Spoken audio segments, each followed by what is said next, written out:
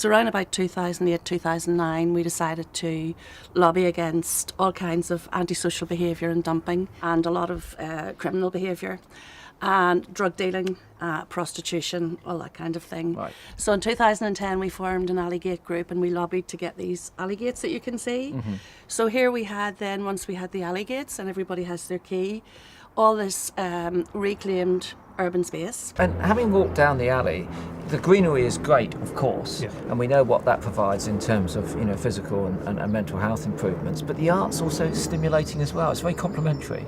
Yeah, and it's kind of, there are times in the year, we're in Northern Ireland, we're not green all year round, so actually it's good to have a bit of colour when things die back and when we don't have, although we've got a bit more clever with our planting so that we can be a bit more year round. That is fantastic.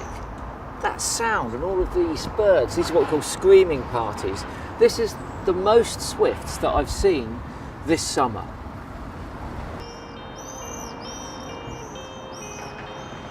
The swifts have been nesting in the building since 1904, because a letter was found where it was a boarding school and a student had written back home complaining that they're finding it really hard to work and revise because of these noisy birds.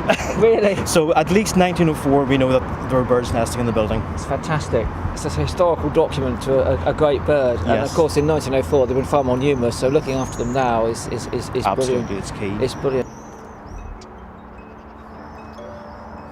Tell me a bit about this site then. I mean, it's in a very urban industrial area. Yeah, it's situated right in the heart of West Belfast, and as you can hear, the noise of the motorway is just right behind us. So the M1 just runs right along the edge of the site, and people drive down that motorway every day, not even realising the site's here. I think we might have done that, if I'm very honest with you.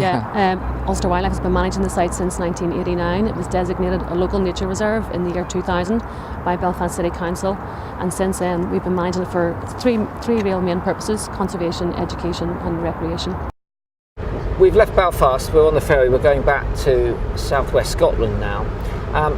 We've had a bit of a boggy flavour so far, but that's fine. We've been in the uplands, we've been on the west coast. By the time we get to the south of England, it will be heathland and downland. I'm confident we can cover the habitats. One of the problems that southwest Scotland has faced is afforestation with non-native conifers. I mean, that was a massive thing in the 60s, 70s and even on into the 80s.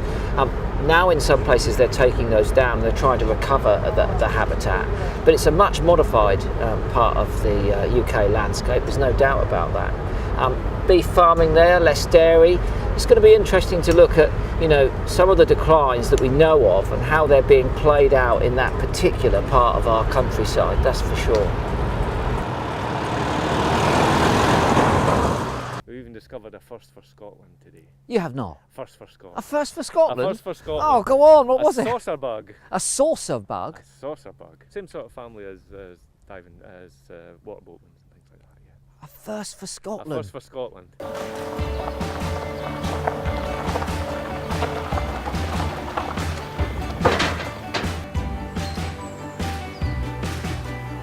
Yeah, Glenlude is, it's just about 150 hectares, and we've got a 20-year plan to gradually remove all the conifers that you see around us and reinstate them with native trees.